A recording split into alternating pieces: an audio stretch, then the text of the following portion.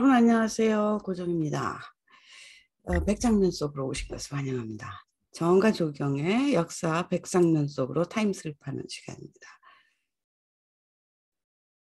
우리는 아직 풍경 정원이 태동하던 때 런던을 떠나지 못하고 있습니다. 지난 시간에 보았던 알렉산더 포프의 정원에 다시 가볼까 합니다. 뭔가 잊어버린 것이 있어요. 뭐를 잊어버렸을까요? 이것입니다. 볼링 그린. 기억나세요? 제가 지난번에 이 정원을 4개의 구간으로 나눌 수가 있고 그 중에서 여기 세 번째는 무대와 같다. 그래서 영국 무대와 비교해 봤을 때 그런 역할을 한다. 그러니까 여기 객석에 앉아서 이쪽을 보면 마치 영국 무대를 보는 것처럼 깊이 공간이 인지된다. 근데 원래 이 둥그런 공간에 목적이라고나 할까요? 기능은 볼링 그린이라는 것입니다. 볼링 그린이란 말 들어보셨는지 모르겠는데 볼링은 아시잖아요. 공 굴리는 거. 그래서 핀을 맞추는 그런 거죠. 여기 보시는 것처럼 실내에서 하는 것이 아니라 야외에서 했죠. 잔디밭 위에서 했다고 합니다. 그리고 이렇게 이게 영화의 장면인데 핀을 맞추는 걸로 되어 있지만 사실 그게 아니고 큰 공, 작은 공이 있어서 작은 공을 먼저 던져놓고 핀 대신에 그쪽에 갖다 놓고 큰 공을 굴려서 가장 가까운 곳에 가는 사람이 이긴다. 그러니까 구슬치기랑 비슷하죠. 단지 공이 크고 이제 금속으로 돼 있다는 점만 다른데. 글쎄 알렉산더 포프도 볼링을 즐겼는지는 모르겠습니다. 몸이 불편한 사람이었죠. 네, 친구들이 오면 함께 그래도 게임을 했겠죠. 그뿐만이 아니라 사실 볼링 게임은 중세에도 있었던 것 같습니다. 여기 기사들이 평상복 차림으로 공놀이 하는 장면이 보이시죠. 기사 맞습니다. 갑옷을 안 입어서 평소에는 이렇게 원피스를 입고 있었다고 합니다. 볼링이 영국에서 16세기에 크게 유행을 했다고 합니다. 크게 유행을 하니까 볼링을 할 수 있는 잔디밭이 많이 필요했겠죠. 풀밭이 많기는 했지만 평평해야 되니까요. 평평한 잔디밭을 많이 만들기 시작을 했을 겁니다. 그리고 그것을 볼링 그린이라고 했는데 혹시 골프장의 그린도 여기서 유래한 것이 되겠죠. 그러니까 포프의 시대에는 이렇게 16세기 크게 유행해서 볼링 그린이 많이 조성이 됐으니까 포프의 시대에는 굉장히 당연한 것이었겠죠. 그래서 정원을 만들면 늘 그렇듯이 그냥 볼링 그린을 집 앞에다 만들었습니다. 그것이 이제 프랑스로도 넘어가가지고 바로크 정원에도 수렴이 되어서 바로크식의 볼링 그린이 또 나옵니다. 그래서 그냥 잔디밭만 이렇게 만들면 재미없으니까 문양을 만들어 집어넣고 공은 이쪽에서 굴리면 되니까요. 이렇게 오래된 전통인데 시간이 흐르면서 거기서 볼링을 하거나 말거나 이렇게 평평하게 깨끗하게 다듬은 잔디밭을 그냥 볼링 그린이라고 부르게 되었습니다. 지금도 클럽이 있어가지고 많이들 하는 모양인데 영국에서는 잔디 기계가 나오기까지는 양떼를 풀어서 다듬게 하고 아니면 정원사들이 큰 낫을 들고 다니면서 배웠다고 하죠. 짧게. 나중에 그림 하나 나오는데 그때 보시죠. 이 규격이 있습니다. 제대로 만들려면 40바이 40m 정도는 돼야 된다. 그래서 이게 두 팀이 동시에 게임을 할 수 있는데 길면 되니까요. 양방향에서 서로 부딪히지 않고 이렇게 하던가 한 팀이 할 경우에는 햇빛이 어디에 있는가에 따라서 눈이 부시지 않게 방향을 설정해서 게임을 하면 된다. 이렇게 설명이 되고 있습니다. 이제 프랑스나 독일에 보면 공원에서 많이 하는데 잔디에서 안 하고 이렇게 그냥 흙에서 맨 땅에서 합니다. 잔디에서 하면 잔디가 쉬 망가져 버려서 자주 보수를 해야 하죠. 영국에서만 유독 잔디밭에서 합니다. 잔디밭, 어떻게 보면 영국에서 건너온 사치품이랄까요. 뭐 영국 명품이라고도 할 수가 있을 겁니다. 정원 명품이죠. 영국은 워낙 잔디가 잘 되니까요. 볼링 그린이 아니더라도 영국 정원은 풀을 잘게 잘라서 매끈하게 다듬은 넓은 잔디밭이 그 베이스가 되죠. 정원의 베이스. 여기 보세요. 사진에 보시면 전부 풍경 정원인데 깨끗하게 다듬은 잔디밭이 크게 넓은 것이 있습니다. 이 잔디밭은 여러분 관리하시는 분 다 아시겠지만 야, 저걸 어떻게 관리했나.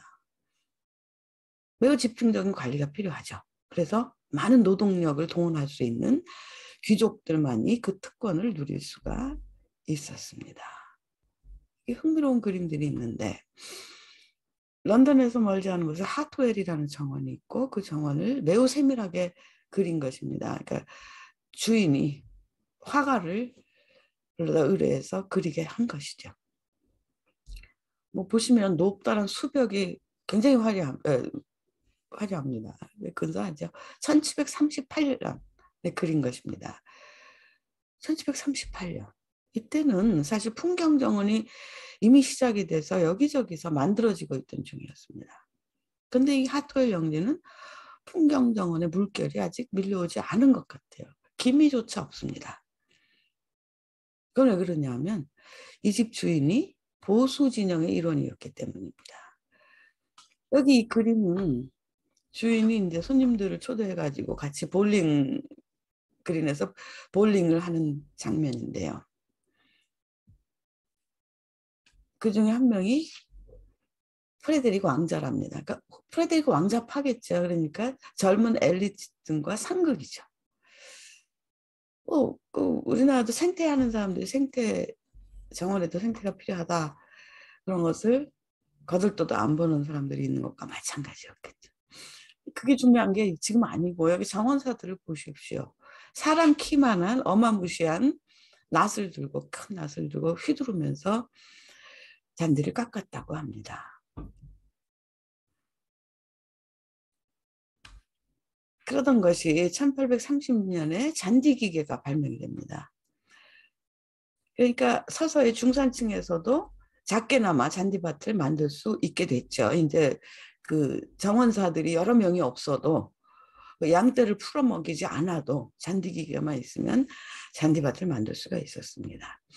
이것이 미국으로 건너가서 미국 주택정원의 잔디밭이 만들어지고 그것이 미국 주택정원의 상징이 됩니다.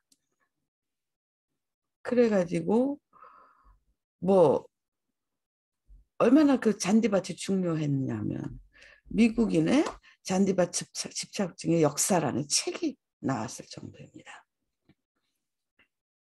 영국과 미국에 비해서 뭐 집착 수준은 아니었어도 독일 역시 19세기 말부터 주택정원에도 잔디밭이 들어서고 그때 비로소 풀밭과 잔디밭을 구분하는 용어가 따로 시작이 되었습니다. 영국과 미국에 비해서 독일인들의 잔디밭 집착증은 좀 덜한 편입니다. 여러분 미국 영화, 영국 영화 보시면 그런 장면 자주 나오죠. 그러니까 아빠들이 잔디기계로 잔디 깎는 장면. 잔디를 잘 안 깎으면 이웃들이 흉보고 뭐 그런 장면. 독일에서는 그런 장면을 거의 볼 수가 없습니다. 워낙 구두쇠들이어서 잔디기계를 돌리면 기름이 들어가잖아요. 그 비용이 아까워서 그러는지 오랫동안 잘라주질 않아서 이렇게 더부룩해지면 자연스럽다. 그렇게 생각을 하는 사람들이죠. 개인적인 차이는 있습니다.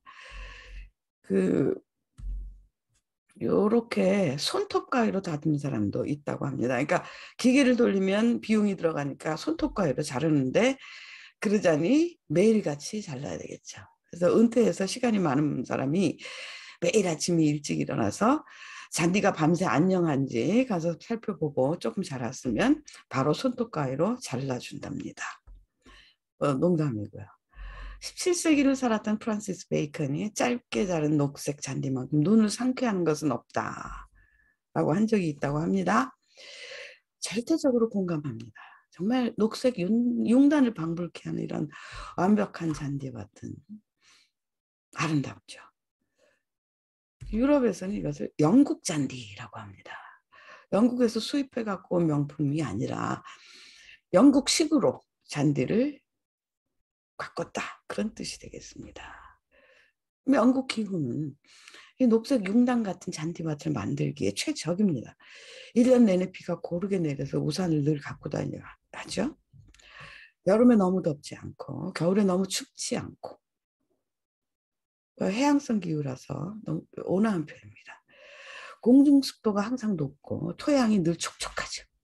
잔디 생물에 완벽합니다. 가장 중요한 것은 사철 녹색으로 싱그럽다는 것이죠. 유럽 다른 나라에서도 무척 부러워합니다. 예를 들면 독일 정원 잡지 같은 데 이따금 영국처럼 완벽한 잔디밭을 가꾸는 비결 10가지 뭐 이런 것 기사가 실리기도 합니다. 근데 20세기 들어와서 잔디밭이 서서히 비판의 대상이 되기 시작합니다. 20세기면 자연보호운동, 생태운동이 시작된 시기죠. 지금은 영영 수세에 몰리고 있습니다. 생태운동이 수세에 몰리는 것이 아니라 잔디밭이요. 자, 잔디의 녹색이 눈을 쾌적하게 하는 건 사실이지만 따져보니까 생태점수가 낙제점이더라. 낙제점을 지나서 0점이더라. 이렇게 말합니다.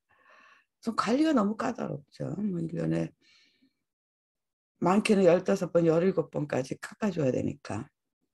그러니까 얼마나 에너지가 많이 소비되고 인력이 많이 소모가 되고 물을 끊임없이 줘야 되니까 물이 많이 소비되고 게다가 종다양성은 제로에 가깝습니다.